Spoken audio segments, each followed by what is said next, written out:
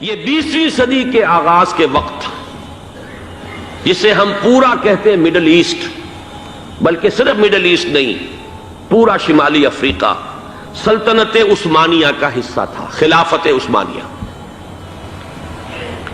Libya, الجزائر، مصر، پورا حجاز، یمن،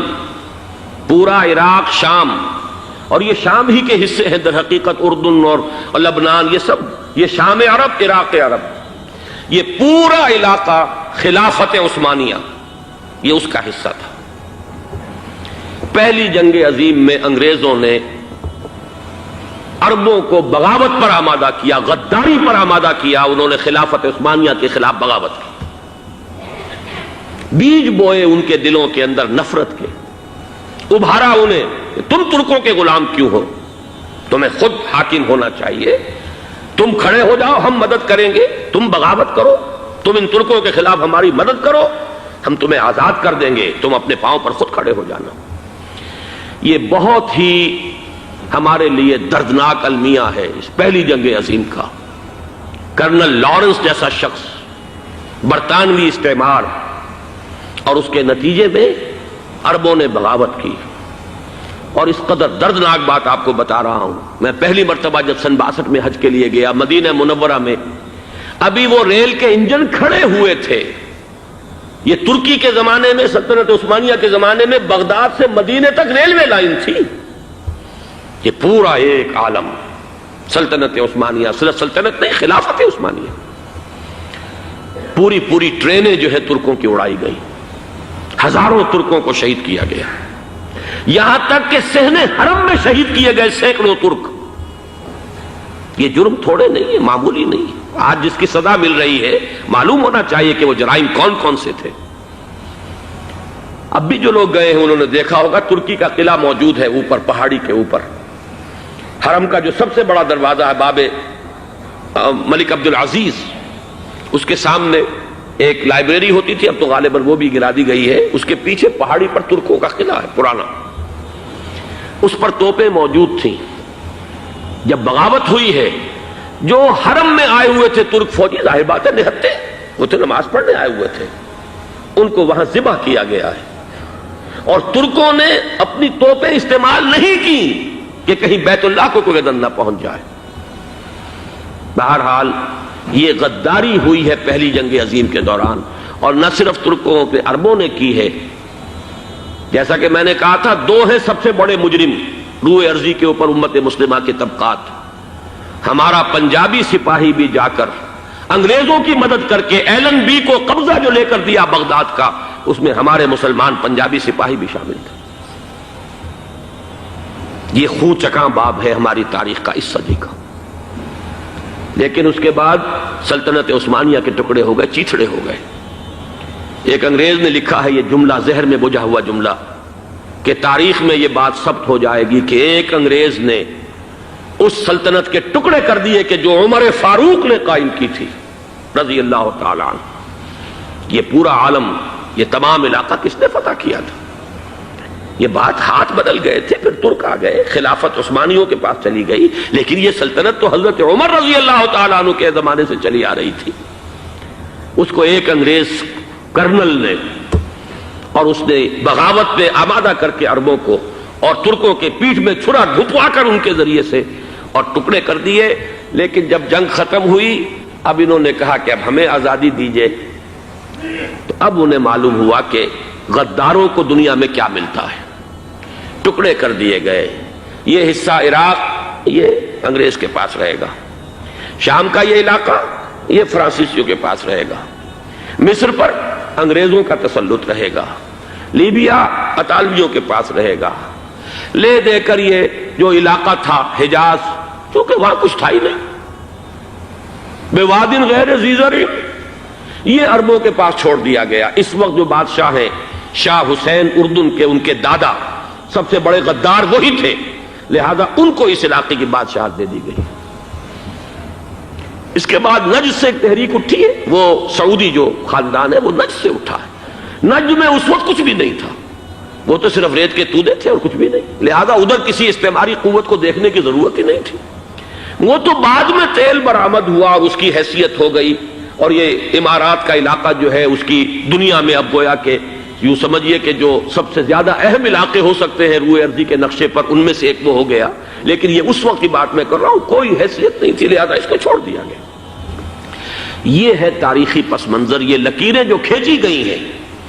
یہ ایک ملت اسلامیہ کو جو قومیتوں میں تقسیم کیا گیا، پھر نعرے لگوائے گئے المصر للمصریین الشام للشامیین۔ اب شامی ایک علیحدہ قوم ہو چکے ہیں، مصری ایک علیحدہ قوم ہو چکے ہیں، عراقی ایک علیحدہ قوم ہو چکے ہیں۔ یہ ساری تقسیمیں استعمار کی پیدا کرنا ہے، اس کا کوئی تعلق اسلام کے ساتھ نہیں۔ اب ضرورت تو اس بات کی تھی کہ استعمار کے پنجے جب یہاں سے کچھ ہٹے، دوسری جنگ عظیم کے بعد ایک دور آیا، امریکہ ابھرا ہے دنیا کی عالمی سطح پر سیاست میں، اس کے ہاں کچھ آزادی کے تصورات تھے، اس نے بھی سپورٹ کیا۔ برطانیہ کمزور ہو چکا تھا، وہ اتنے بڑے علاقے کو اب ہولڈ نہیں کر سکتا تھا۔ ہندوستان بھی آزاد ہوا، پھر یہ کہ اور دوسرے علاقوں سے بھی اس کو پسپائی اختیار کرنی پڑی۔ استعمار کے پنجے جس طرح بھی ہوئے، ان کے سینوں سے، عربوں کے سینوں سے جو ہے گویا کہ وہ ہٹے،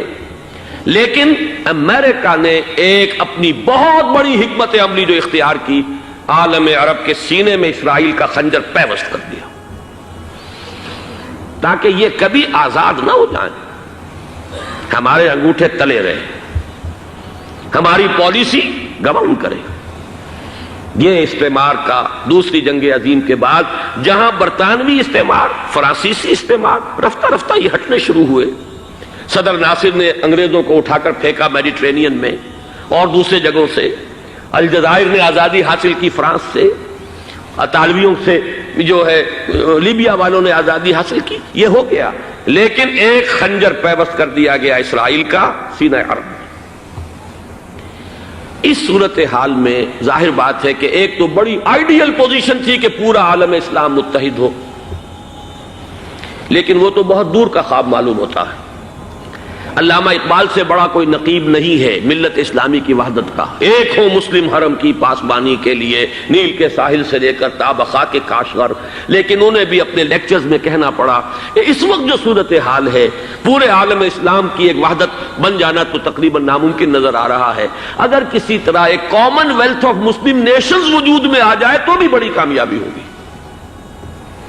لیکن اس سے بھی پہلے یہ تو زیادہ آسان تھا کہ عالم عرب ایک وحدت کی شکل اختیار کر لے۔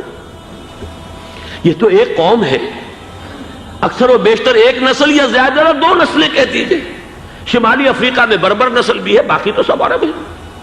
یہ پورا عالم ایک نسل، ایک زبان، پورے اتنے رقبے کے اوپر بولے جانے والی ایک زبان، یہ تو ایک ہو جائے۔ افسوس یہ ہے کہ اس کا ایک ہو جانا، ایک شخصیت ابھری تھی جو مذہبی مزاج کی شخصیت تھی، جو دینی مزاج کی حامل شخصیت تھی، اگر اس کی قیادت میں عالم عرب متحد ہو جاتا تو واقعتاً ایک بہت بڑا جو ہے مرحلہ وہ طے ہو جاتا پوری عالمی ملت اسلامیہ کی ایک وحدت اختیار کرنے کا۔ وہ شخصیت تھی شاہ فیصل شہید کی، اور اس لفظ کے ساتھ ہی آپ کے ذہن میں آ گیا ہوگا کیوں انہیں شہید کر دیا گیا، کس نے کیا کرایا، کہاں سے تعلیم حاصل کر کے آیا تھا وہ جس نے شہید کیا شاہ فیصل شہید کو، اس کی گردن پر کون سوار تھی، وہ یہودی لڑکی کے جس کے فوٹو بھی شائع ہوئے، ایک گردن پر اٹھائے کھڑا ہوا شہزادہ اپنی ایک یہودی دوست کو، لڑکی کو، اور وہی ہے کہ جس نے جا کر پستول سے شہید کیا ہے۔ جان میں اچھی طرح جان لیجئے، جیسے بارہا میں نے عرض کیا ہے کہ حضرت عمر کو شہید کرنے والا کہنے کو ابو لولو فیروز تھا، لیکن اس کے پیچھے پورا ایرانی نسل پرستی کا جو پورا پس منظر ہے، اسے تو ہر شخص جس کی ذرا بھی نگاہ جو ہے جو صرف منظر کو نہ دیکھ رہی ہو، پس منظر کو بھی دیکھنے والی ہو، وہ تو جان لے گی کہ ابو لولو فیروز ایک فرد کا نام نہیں تھا، وہ ایران کا انتقام تھا عالم عرب سے۔ بالکل اسی طریقے سے یہ امریکی استعمار کا ہتھ کنڈا تھا، اسے محسوس ہوا۔ شاہ فیصل مذہبی مزاج کا شخص یہ ابھر رہا ہے، اور یہ شاہ فیصل کی حکمت عملی کا ذرا آپ اندازہ کیجئے۔ لاہور میں سمٹ کانفرنس ہوئی، اس میں وہ آئے، سب سے ٹاورنگ پرسنالٹی پورے اس وقت عالم اسلام کے اندر شاہ فیصل کی تھی، اور وہ گویا کہ ایک بہت ہی جس کو کہا جائے کہ ایک بہت ایلڈرلی، ایک بزرگانہ ایک شخصیت جو ہے اور انہوں نے اپنے دولت کے دروازے، عرب میں وہ مشہور تھے کہ نہایت خسیس اور بخیل انسان ہے،